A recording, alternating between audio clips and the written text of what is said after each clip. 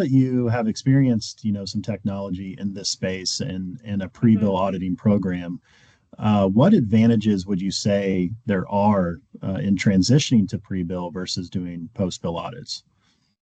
Yeah, I would have been able to identify those coding errors a lot faster prior to billing rather than waiting until I got a denial notification from Patient Financial Services and had to have a whole team around that.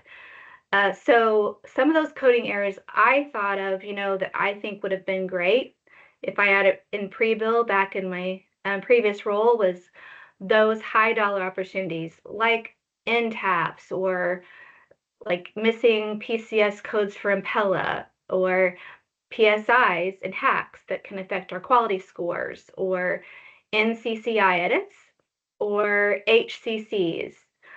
Those high risk denials, like the sequencing of respiratory failure or sepsis. In the ProFeed world, I was always concerned that we might miss something that led to a cert or probe audit. So you can see there was a lot of areas for opportunity here that you can catch pre-bill. So identifying that from a pre-bill perspective would have allowed me to tailor the education and that feedback for the entire revenue cycle on a continual basis. So with this real-time feedback, you're always in this perpetual or, educational loop, but you're staying current.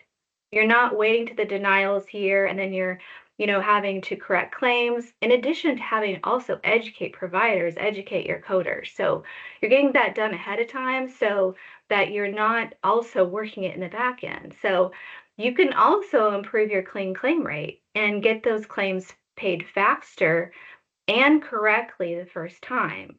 So catching these pre-bill would reduce those errors, and then it would address working those in the back end 30 or 60, 90 days later when they're denied by the payer.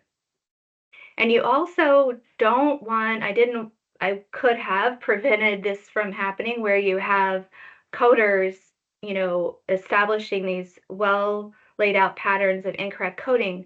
You want to correct that so they don't have those errors that continue to repeat.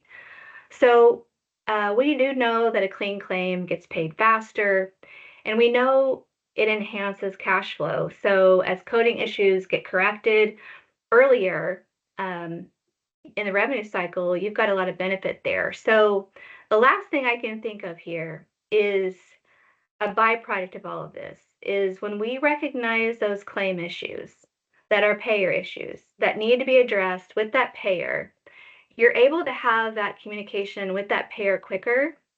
And think about this, you can include that in your contract negotiations and your discussions with the payer as you renew those contracts.